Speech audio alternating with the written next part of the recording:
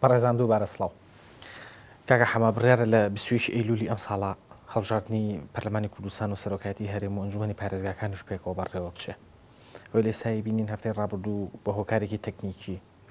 کۆمیسیۆنی باڵای سەربەخۆ هەڵبژاردنەکان بۆ مایکی کاتی پرۆسی خۆ کاندیدکردن بۆ سەرۆکایەتی هەرێمی ڕاگرت. پێت وایە هەڵبژاردنانە لە کاتی خۆیانە بەڕێواچن؟ وڵایوی ڕاست بێ من خۆم بۆ خۆم ڕەنگە هەندێکی معلومات بێ هەندێکشی تەحلیل بێ. ئەوەی کە من هەمە پێم وایە محاولاتێک هەیە بۆ تاخیربوونی هەموو ئینتیخاباتەکان چ بە سەرۆکایەتی هەرێم و چ پەرلەمانی کوردستان و چ ئەنجومەنی پارێزگاکان. جا نازم ئەو محاولاتانە تاکوێ سەرەگرێت. محاولاتێک هەیە لە بینی ساڵێک بۆ 2 ساڵ هەمووی تاخیر بکرێ. هەمووی تاخیر بکرێ بۆی دە و وەزعانت دەرباز بن بە شێوەیە لە شێوەکانی تر. ئەو محاولاتانە تا ئیستا بەردەوامە. بەڵێ لایەنێکی سیاسی دیاری کراوە ئەو هەوڵە هەیە؟ بەتاکید لایەنی سیاسیە محاولەکان. کاکە حەما لەو هەوڵەیە پۆستی سەرۆکی هەرێم چی لەکەن؟ ئەویش تازەی نەکەن درێژەکەنەوە. ینی ئینەکە وایە ئەو محاولاتە پۆستی سەرۆکاتی هەرێم درێژ بکرێتەوە، بەڵام هەرچەند تا ئێستاەوەی کە من معلوماتمەیەک بەڕێز کاک مەسعود ڕازی نەبووە لەوەی کە بۆی درێژ بکەنەوە ینی پۆستەکەی. بەڵام ئەوەی کە من ئینمەیە داواکە ینی یا پێشنیارەکە ئەوەیە سەرۆکی هەرێم بۆ ئەو ساڵە یا بۆ ساڵ و نیوە یا بۆ 2 ساڵ لەگەڵ هەموو ئینتیخاباتەکان ئەوان تاخیر کرێ ئەوش درێژ بکرێت. بەڵێ ئەی پەرلەمانیش هەر ماوەکەی بۆ درێژەکەنەوە؟ هەموو ماوەکان درێژ بکرێتەوە، هەمووی بۆ ماوەی ساڵێک بۆ ساڵ و نیوە یا 2 ساڵ لەو حدودا جاوە ڕەنگە لە مناقەشا بێ. بەڵام تا ئێستا بەڵام ئەوەیە کە گومانەکان زیاد دەکات مەسا ڕاگررتنی ئەو مەسەلەی سەرۆکاتی هەرێم سەرۆکی هەرێم بە مەسەلەی ئەوەی فەنی یا بە مەسەلەی زۆر بە گورجگۆڵی بە دوای مۆزوعەکانە نەهاتن لەلایەن لەژنەی فۆزی عولیاوە. ئەمانە ینی گومانەکە وا لەیەکە کە محاولاتێکی لە بابەتە بەردەوام بێت. کاکە حەما تا چۆن پێت وایە ئەو هەوڵە سەرکەوتووە بێ؟ وەڵام من خۆم لەگەڵی نییە. ئێمە خۆمان وەکو حیزبی سۆسیالیست لەگەڵەوەین پەرلەمان و سەرۆکایەتی هەرێم و سەرۆکی هەرێم و ئەوانە لە وەختی خۆیان ئینتیخابات بەڕێوە بچێت و تاخیر نەبێەوە هیچ مەبەڕیەکیش نییە بۆ تاخیر بوون. من خۆم بۆ خۆم لەگەڵەوە نیم ئەنجومەنی پارێزگاکان بە عینی ڕۆژ بکرێت. ینی چونکە ڕەنگە 3 دەنگدان خەڵک سەری لێ تێ بچێت ڕەنگە لایەنی دەسڵات ئیسفادە لە مۆزوع بکات زیاتر. لەبەرەوەم پێم وایە ئەنجومەنی پارێزگاکان جیا بکرێتەوە یا تاخیر بکرێ یا پێش بکرێ یا تاخیر بکرێ. بەڵام سەرۆکی هەرێم و سەرۆکی ئەوە پەرلەمانی کوردستان من ئێمە ڕێیمان وایە لە عینی ڕۆژە تاخیر نەکرێەوە هیچ مەڕێکی نییە بە تاخیر بوون. بەڵام ئەو محاولاتانە بەتاکید هەیە. بەڵێ کاکە حەما بەپێی زانیاریەکانی تۆ کە خۆ دوو تێمە هەندێکی زانیاریە ئەم پێشنیازە خراوەتە بەردەست لایەنەکانی ئۆپۆزیسیۆن؟ نەخێر نەخراوە. ئەی چۆنە تا ئێستا لە ناوەندی سیاسیە باز نەکراوە؟ ڕەنگە غێرم باشیر هەندێک لایەنی ئۆپۆزیسیۆن ئاگایان لەو مۆزوع هەبێ. بەڵێ ینی پێشەوەی کە ئاگای لێ نەبێ زوودنەوەی گۆڕان بێت بۆ پێی کە تا ئێستا لە ڕاگەاندنەکانیان و ئەوان بەسی شتیلۆ جۆریان نەکردەوە. وڵی خۆم نازانم ئەوان ئاگایان لێ بێ نە، بەڵام باوەڕ ناکەم بە دەربێ لەوەی ئاگایان لێ نەبێت، چونکە ئەو مۆزوع زوودنەوەی گۆڕانی یەکێکە لەو هێزانە کە بێت ئاگای لە مۆزوعان هەبێ. بەڵێ کاکە حەما هەر دەربارەی هەڵبژاردنەکانی داهاتوو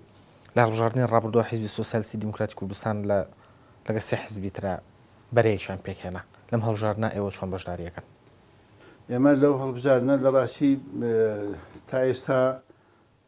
ئێمە وەکو تەنها وەکو حیزبی سۆسیالیست کارەکانی خۆمان بەڕێوە بین و کیانی سیاسی و بەشداری و ئەوانە هەموو وەکو حیزبی سۆسیالیستە. بەڵام دەڕاستی ئێمە چاوەڕێی مەسەلەی قانونی ئینتیخاباتی کوردستانەکەین. ئێمە لە ڕاستیە لەگەڵ قانونی داخراونین، هەرچەند تا ئێستا داخراوە قانونەکە. ئێمە لەگەڵ قانونی نیمچەکراوەین لە کوردستانە. نیمچەکراوە هەم دیموکراتی ترە و هەم خەڵک دەزانێت بۆ کێ دەنگەدات، تەنها بۆ قایمەکە نییە. بۆ ئێمە پێشنیاری ئەوەمان کردووە کە هەوڵ بدرێت ئەو گۆڕانکاری بەسەر قانونی پەرلەمانی کوردستانە بێت و بێتە نیمچەکراوەی و یەک بازنە لە کوردستانە، بەڵام نیمچەکراوەی بێ. ئێمە تا ئێستا وەکو حیزبی سۆسیالیست بەتەنهادا یەک ڕۆژی ماوە تقریبا نینی تەحالوفات هەرچەند پێم وایە تازە بکرێتەوە ئەویش درێژ بکرێتەوە بەڵام ئێمە تا ئێستا تەنها وەکو حیزبی سۆسیالیست بەرنامەکانی خۆمەداناوە. بەڵێ هیچ هەوڵێ نەبووە بۆەوەی کە ئێوە لەگەڵ چەند حیزبێکی تری نزیک ینی کە هەڵگری هەمان شوناسی ئایدۆلۆژی بن بەرەیەک پێک بێنن؟ نا بەڵام ئێمە دوو سێ حیزبی تر داوای لێ کردوین کە پێکەوە هەوڵ بدەین بکرێت قایمەی مشتەرەکمانە بێ بەڵام ئێمە تا ئێستا لە ڕاستیە هەر بەتەنها خۆمان ئیما کردووە ئەنی بەردامەکەی خۆمان تەنها. بەڵێ کاکە حەمە شتێک کە باسەکرێت و ئەوترێت قسە لەسەر ئەوە کرێت کە دووری حیزبی سۆسیالیستی دیموکراتی کوردستان لە ئۆپۆزیسیۆنەوە زیاتر بۆ ئەو ئەگەڕێتوانێت کە هەندێک کێشەی شخصی لە نێوان محەممەدی حاجی مەحموود و بەشێک لە سەرکردەکانی ئۆپۆزیسیۆنەوە بە تایبەتی تریژ بزوتنەوەی وەڕانە هەیە. ئەمە تا چەند ڕاستە ئێوە ئایا خۆتان بە بەشێک لە ئۆپۆزیسیۆن ئەزانن لە کوردستانە یان خۆتان بە بەشێک لە دەسەڵات ئەزانن؟ نا ئێمە لە ڕاستی هیچ کێشێکمان لەگەڵ لایەنەکانی ئۆپۆزیسیۆن نییە لەگەڵ هەرچێ لایەنەکەی ئۆپۆزیسیۆن ئێمە پەیوەندیمان هەیە لە مناسەبەکانە بەشدارین لە مناسەبەمانە بەشدارن. من خۆم لە دوای کۆنگرەی حیزبی سەردانی مەسئولینی یەکەم و مەکتەبی سیاسی هەرچێ حیزبەکەم کردووە لە نزیکەوە قسەمان کردووە. ئێمە نەکێشەمان نیە بەڵکو پەیوەندیشمان هەیە و عەلاقاتشمان هەیە هەمیشە. بەڵام لە ڕاستیە ئێمە خۆمان بۆ خۆمان بۆ چوون و ڕاو بۆچوونی جیاوازمان هەبووە لە سەرەتاوە بۆچوونی جیاوازی خۆمان هەبووە بەرنامەی خۆمانمان هەبووە لەبەرەوە ئێمە نە لایەنی مەسەلا ئێمە لە قایمی جیاوازیش بووین نە لەگەڵ دەسەڵات ئێمە هینێکمان هەبووانی لیستی مشتەرەکمان هەبووە بە پێچانەوە لەگەڵ لایەن هەندێک لایەنی ئۆپۆزیسیۆن ئێمە لیستی مشتەرەکمان هەبووە. بۆی ئێمە ئەوە نەبووە کە لەگەڵ هیچ لایەکیان کێشەمان هەبێ. ئێمە پێمان وابوو پێویستە هەمومان لەو خۆناغەدا بەشداری لە حکوومەتی هەرێمی کوردستان بکەین و حکوومەت بە هیچ کەسی تر نەزانین بە هیچ حیزبێک ئەوەی کە لە توانەمانەیە هەر لە یەکمان توانین بەشداری تیا بکەین لەو ڕێگەیەوە خزمەت بە خەڵکی کوردستان بکەین. ئێمە قەنەعەتمان وابووە هەندێک لایەنیش قەنەعەتی وابوو بەشداری تێدا نەکات ڕێگەی تریان هەڵبژاردووە. ئەمە هەمووی قەنەعەتە ینی ئێمە چۆن هاتوونتە لای ئێمە حکوومەت کاتێ تەشکیل بێ داوایان کردووە چونتە لای هەموو حیزبەکان ڕەنگە هەندێک حیزب پێی باش نەبووە هەندێک حیزبی پێی باش بوو بەشداریان کردووە تەنها ئەو ڕوانگەیە شتێکی تر نییە. یعنی ئەگەر پێناسەیەک بۆ حیزبی سۆسیالیستی دیموکراتی کوردستان بکەین لە نێوانی ئۆپۆزیسیۆن و دەسەڵاتە کامیانی پێ بڵێن؟ ئێمە لە ڕاستیە ڕەنگە هەردووکیان بین چونکە ئێمە ئێستا من لەم دانیشتنا باسی ئەوم کرد ئەگەر لە پەرلەمان هەڵبژێرە تەنها ڕێگەی بە یەکی غەیری پارتی دیموکراتی کوردستان و یەکێتی نیشتمانی کەسی تر ناتوانێت سەر لەگەڵ بژێر ناو پەرلەمانە. ئەمە مانای ئەوە مەعارەزی تۆ لە مۆزوعە کە من باسی مەسەلەی کاری خزمەت گوزاریەکەم مانای مەعارەزین کە باسی ئەوە کەم قانونەکان هەندێکی مەسەلا وەکو پێویست نەکراوە ئەمە مەعارەزی بەڵام کە باسی ئەوەژەکەم پێویستە ئەو دەستکەوتانە یا ئەو ئەزمونە یا خەڵکی کوردستان هەموو تاکێکە قێ لە سەرۆکی هەرێم لە دەستورە لەمانە دەنگ بدات ئەوەش ڕەنگە وا بزانن کە ئێمە لە خانەی دەسڵات بین نەخێر ئێمە واقعەکە دەرک پێەکەین و ئەو واقعی کە ئێستا هەیە ڕەنگە ئێمە حیزب بە حیزبی سۆسیالیستەوە هەمووی بە وەسیلە ئەزانین بە خزمەتی میلەتەکەمان. بەڵێ کاکە حەمە لە نوێترین چاپێکەوتنی جانابتا لە بارەی خۆکاندیدکردنەوەی مەسعود بارزانی سەرۆکی پارتی دیموکراتی کوردستان بۆ پۆستی سەرۆکی هەرێمی کوردستان جەنابەت باسی ئەوت کردووە کە زەڕورە مەسعود بارزانی بە هەر سەرۆکی هەرێم بێ بە سەرۆکی هەرێم بمێنێتەوە. یعنی لە ڕوانگەی ئێوە زەڕورەتی مانەوەی مەسعود بارزانی لە پۆستی سەرۆکی هەرێمی کوردستانە چییە؟ ئێمە دووسێ حاڵەت دەیە حەزەکەم بە این پێ لە مەسەلا ئەوانە یەکێکەوەیە شتی عاتفی شتێکە شتی واقع شتێکی ترە. پارتی دیموکراتی کوردستان و یەکێتی نیشتیمانی کوردستان لە حدودی مەنزەرێ و خانەقینەوە بەسە حدودی ئێران و تورکیا و تا سووریا پێشمەرگەی خۆیانیان داناوە لەو مەنتیقانە حدودەکان سە حدودەکان لەو ڕۆژانەشە کە کێشە لەگەڵ بەغابوو بینیتان دەبابوو جێ شووە و حدودانی حەمرین و مەتیقانی تر. ئەمە عەلاقات مەسەلە پەیوەندی ئاسایشی کوردستان تا ئێستا من ناڵێن ئەمە عایدی حیزبە ئەمە عایدی ئەو دوو حیزبەیە ئێمە سبەینی هەر کەسێ بکەین بە سەرۆکی یاریمی کوردستان بکرێ بە سەرۆکی یاریمی کوردستان ئەوە حکوومەتی عێراقی لە 17% میزانەیدایە ئەوە ئەمەی متحیدەش قەراییدا چۆن بیگەینە مەسەلا لە سەیتەرەکانە بگەینە هەولێر پێشوازی لە وەزیری خارجی ئەمریکا بکات ئەمە واقعەکە لەو کوردستانایە ئەمە ڕەنگە پێم وایە ئاسان نەبێت بەم لەم خۆناغی ئێستادا ئەوانە بکرێت جگە لەوە ڕەنگە ئێمە کۆمەڵێکی ئێستا سەرۆکایەتی هەرێم یا سەرۆکی هەرێم کۆمەڵێ پرۆژیان کردوێت نیو بە نیو هەمووی تەواو بێت دوێنێ مەسلەی نەوتانی جەرەمتان ئاگادار مەسلەی نەوت کە 20 کیلۆمەتری ماوە کۆتایی بێ و بگاتە ئەوروپا ئەمە خۆی لە ڕاستی ئەمە شتێکی گەورەی نەتەوەی و نیشتمانیە بۆ میلەتەکەمان ڕەنگە ئەم نیو بە نیوە ئەو شەریکەیە کە تەعاملی لەگەڵ ئێستای حکوومەتی هەرێماکات ئایا لەگەڵ کەسێکی تریکات لە سەرۆکی هەرێم ئەنی کۆمەڵێ شت هەیە ئینسان ئەمە واقعەکەی کوردستانی خۆمانە نی واقعەکەی میلەتەکەمانە کە مەسا ئەوە ئەڵێم هەتا لە بینی یەکێتی نیشتمانی پارتی دیموکراتی کوردستان ئەگەر ئەوان پێکەوە نەبن ئەبێ یەک نیو بە نیوەکو جاران دوو ئیدارە جیادە دروستکرێت ئایەوە لە مەساڵحی کووردە لەبەرم پێم وایە پێویستە ئێمە ئەوەندە عاتفین ئەوەندە مەسەلا زوو گریانمان بۆ شتەکان تێت ئەوەنە واقعانە سەری ڕووداوەکان مەسەلە گرنگەکان مەسەلەی میلەتەکە مەسەلەی نەتەوایەتی مەسەلەی ئەوانە بکەین ئێمە ڕەنگە دوو کەس لە کوردستانە تەئسیرێکی گەورەی هەیە لەسەر وەکو شەخصیاتی کوردی لە ناو میلەتەکەمانە و لە عێراقشا بەڕێز جەنابی مام جەلال و بەڕێز کاک مەسعود بەرزانین مام جەلال بەداخەوە ئێستاوە نەخۆشە ینی کە هیوادارین چاک بێتەوە ئەوتیشان کاک مەسعودە لە کوردستان کە ئەوانە بە تاکید هەرێکێک بۆ خۆی قورسایی خۆی و تەسیری خۆی و چ لە حکوومەتی عێراقی و چ لە حکوومەتی کوردستان هەیەە ئێمە پێویستە لەو خۆناغەدا پشتیوانی بکەین لەو وەزعی کە ئێستا هەیە چۆن بتوانین ئێمە لەو خۆناغی کە هەیە دەرباز بین چونکە لە هەموو لایەکە چاوێن تێ بڕێوین چۆن بتوانین ئێمە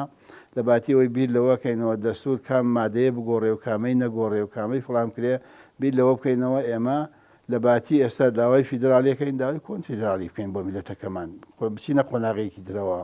کورد پێگەیەکی بەهێزی هەیە ئەبینید حزبی عدالە و تەنمیە و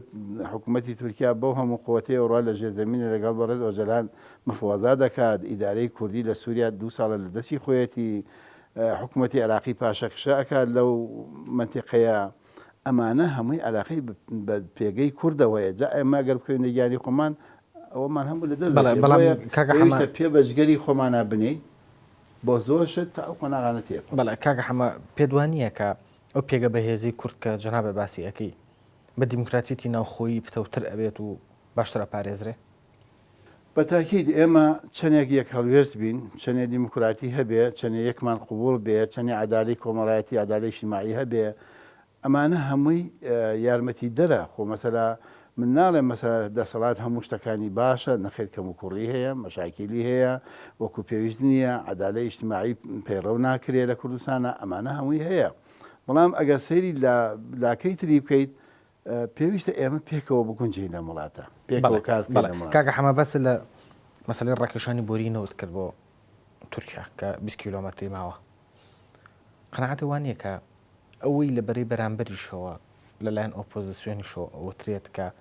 داهاتی نەوت ناشەفافە و شەفافێتی تیانە ئەمەش بەشێکە لەوەی کە ئەو گرژی و ئاڵۆزی سیاسی ئێستا دروست کردو خۆی ڕەنگە نەک هەر داهاتینەوە ڕەنگە زۆر داهاتەکانی تریشن خۆ مشنە شەفافێتی تیان نەبێ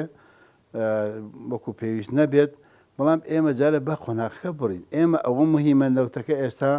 بگاتە ئەوروپا ئەمریکا چونکە کاگی ڕێبوار ئێمە پێویستمان بەوە هەیە لەوە بێش چاوەڕێ ئەو بین 4 دەبابەی ئەمریکایە 2 تارێ ئەمریکا بمان پارێزی لە کوردستان ئێستا محاولە بکەین شەریکاتی جیهانی بێ لە کوردستان سەرمایە دابنێت ئەوە ئەتوانێت ئێمە چونکە ئەو کاتە ئەو شەریکە گەورانە بێنە کوردستان مەساڵحیان لە کوردستان بوو خوانەمان پارێزن ئەو کاتە ئەوان چونکە ئەو شەریکانە عوزوە لە بانکی مرکزی ئەمریکی لە بانکی مرکزی ئەوروپا معلوم بە تاکید ئاگاداری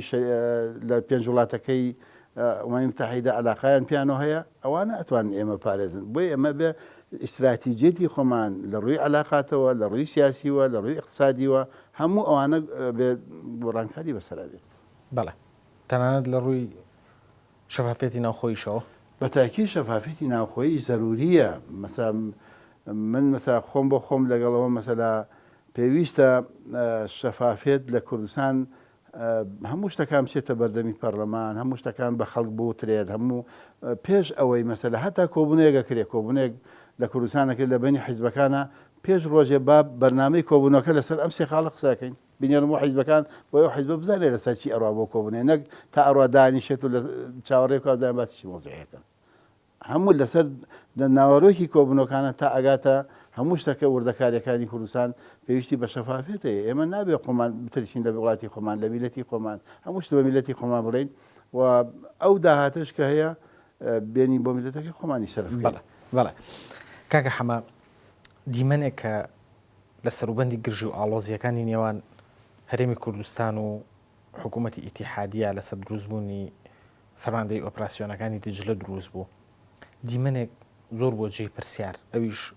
چوونی محەممەدی حاجی مەحموود بوو لەگەڵ ژمارەیەک چەکداری حیزبەکەی بۆ شاری کەرکووک بۆ دەڕڕینی پشتیوانی لە ئیدارەی کەرکووک و پارێزگاری کەرکووک یعنی ئەو دیمەنە گەڕاندینەوە بۆ ئەوەی کە بۆ سەردەمی پێشمەرگایەتی محەممەدی حاجی مەحموود کە بە شاخەوە بوو تۆ پێت وایە کە ئەم جۆرە دیمەنانە وێنێکی جوانی کورد پیشانی دنیا و عێراقیش ئادا ینی باشتر نەبوو کە ئەم دیمەنە لە چوارچەوەی هێزی پێشمەرگی کوردستانە بێ بۆی ئێمە پێگیکی بەهێزتر و دیمەنێکی جوانتر و یەک گرتووی و یەک هەڵوێستی و یەک دەنگی پیشانی بەغدابین ئێمە لە چوارچەوەی هێزی پێشمەرگەی کوردستانە بەشداری ئێستا دوو سێ سرێ پێشمەرگەمە بەشدارە تێیدا ئێستا لە خەرەتەپەن لە منتیقەی دووسن پێشمەرگەی حیزبی سۆسیالیستن بە کاملی لە سرەکان لە وەسیلەکان لە ناو فەوجەکان لە ناو لیوەکان ئێستا بەشدارن ئێمە ئەمەیان لە دەرەوەی هێزەکەەوە بوو بەڕاستی ئەمەیان حەز دەکەم بۆت باس بکەم پێش هەفتەیەک پێشەوە من لە بەغدا بووم بەغدا بووم باسم کرد لەگەڵ بەڕێز مالیکیم بینی قسەم لەگەڵا کرد پێویستە ئەو کێشانەی کوردستان چارەسەر بکرێت ئەو کۆمەڵی قسەی کرد قسەکانی لە ڕاستیە قەنەعەتی من نەبوو باسی ئەوەی کرد کورد یەک نییە هەندێک لەلایەنە کوردەکان پەیوەندیان لەگەڵ کردوم حکوومەتی ئەکسەرێ دروستکەین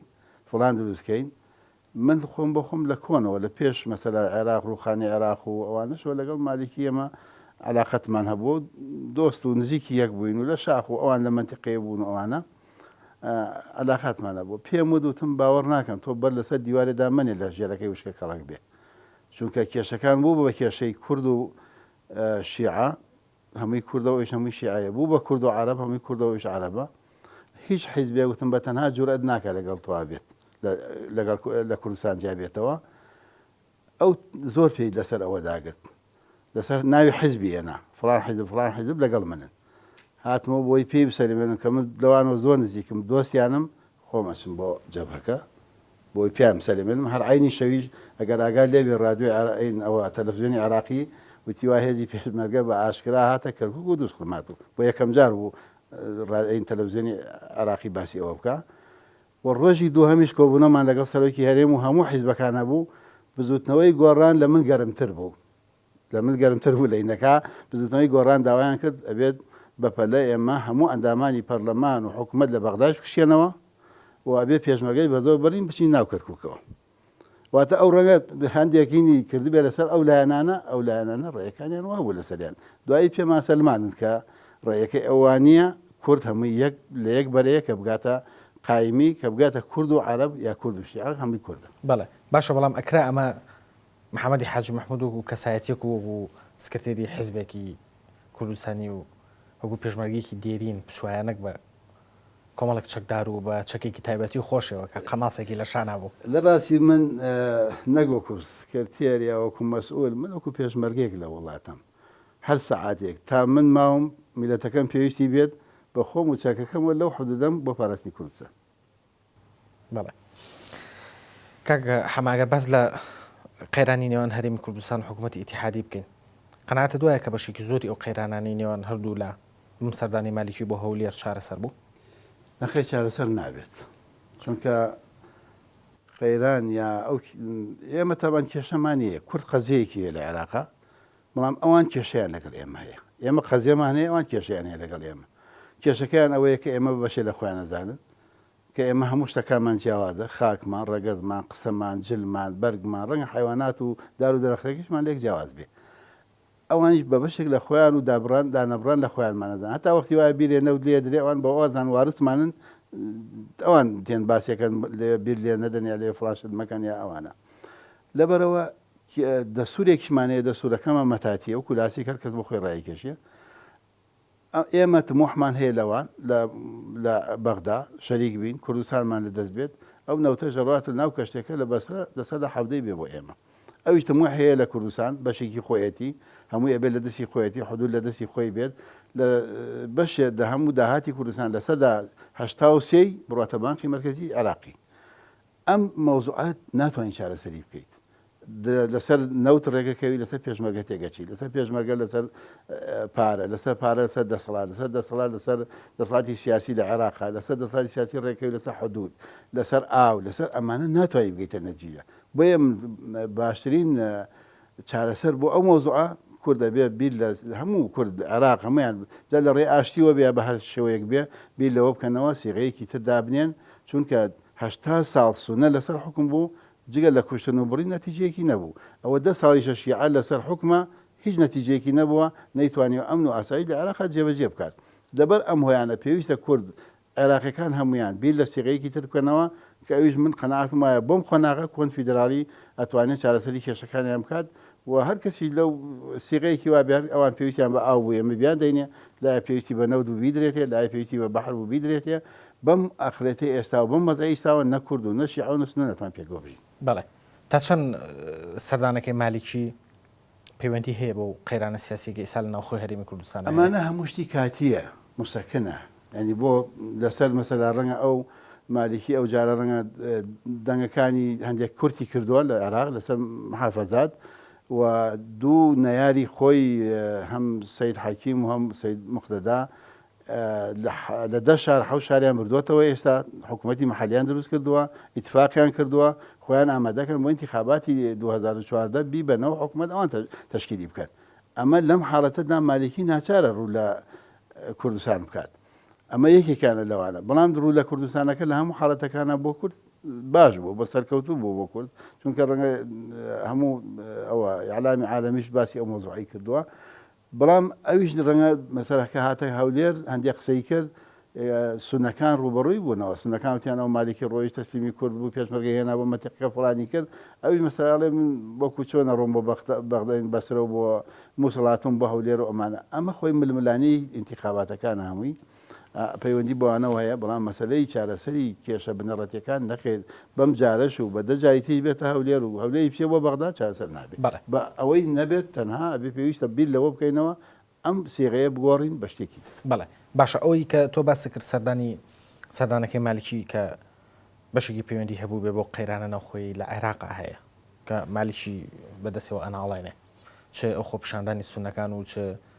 دۆڕاندنی چەند شارێک لە هەڵبژاردننی پارێزگاکانە بە ڕۆتی سەدر و مەجلیسی عالا ئێستا بارەت بە هەرێمی کوردستان ئەو پێشوازی لە هەرێمی کوردستانە لێکرا هیچ پەیوەندیشی بۆ قەیرانە سیاسیە نییە کە لە هەرێمی کوردستان ئاگوزارێ ڕەنگە شتەکان دووسەرە بێت ڕەنگە مەسەلا لێرەش خۆ ئیستیفادەی لێ بکرێت لەو مۆزوعە چونکە تۆ لە مەسەلا ڕەنگە خەیرانەکان لە مەسەلا زۆر جار باسی ئەوە کرا کە کێشەکان شەخسیە لە بینی مالیکی و کاک مەسعودە وانە بووە بازەکرا بەڵام ئەوە دەرکەوت کێشەکانی شەخسی نەبوو توانیان پێکەوە کۆبنەوە گۆڵەکان خستە شوێنێکی تر کە ڕەنگە پەیوەندی بۆوانەوە نەبێت لەبەرم پێم وایە ئەم مەسەلانە هەموو شتەکان وەکو دایلدێک ینی گرێ هەمووی تاواوکەری یەکترە هەمووی تاواوکەری یەکترە کێشەکانی بەغدا ڕەنگە تەشکیل لەسەر کوردستانە بێ کوردستان لەسەر بەغدا هەبێت ڕەنگە ئەمانە هەمووی تاواوکەری یەکتری بن بەڵێ زۆر باشە کاکە حەمەکاتم زۆر کەم بەدەستەوە ماوە کۆتا پرسیارم ئەمەوێ ڕاستی جەنابە بکەم لە هەڵبژاردننی داهاتووی پەرلەمانی کوردستانە پێت وایە هاوکێشە سیاسیەکان گۆڕانیان بەسەرایەت وەکو ئیستا ئەمێننەوە چه هێزێک پێشەنگە بێ چێ پاشەک شەکە من پێم وایە خەریتەی ناوپەڕەمان گۆڕانی زۆری بەسەرا دێت بۆ ڕەنگە هەندێک لایەن تەوەقوع نەکەن دەنگەکانیان دێتە خوار هەندێکی لایەنیش ڕەنگە تەوەقوع نەکەن دەنگەکانیان سەر بکەوێ بە تاکید لەو انتخاباتێکی چارەنووسازە گۆڕانی بەسەرا دێت چونکە هەندێک جێگیر بووە وەکو جارانی لە قۆناعی ئینتیقالی و یا بڵین گواستنەوە بێت ئەم جارە من پێم وایە خەڵکی بە هوشیاری دەنگەدا خەڵکی کوردستان و کۆمەڵە معلوماتی شارەزای انتخابات بوون ئەمانە هەمووی وا ئەکات من پێم وایە گۆڕانێکی گەورە لە ناو پەرلەمانی کوردستان دروستەکەی. بەڵێ محەممەد حاج محمود سکرتێری گشتی حزبی سۆسیالیستی دیموکراتی کوردستان زۆر سپاس بۆم دیدارە. بەڕێزان چاپەکەوت نیم هەفتێشمان کۆتایی هات تا بەگەشتنەوە لە دیدارێکی تردا هەموو لایەکتان لە شادیا جێ دەڵم.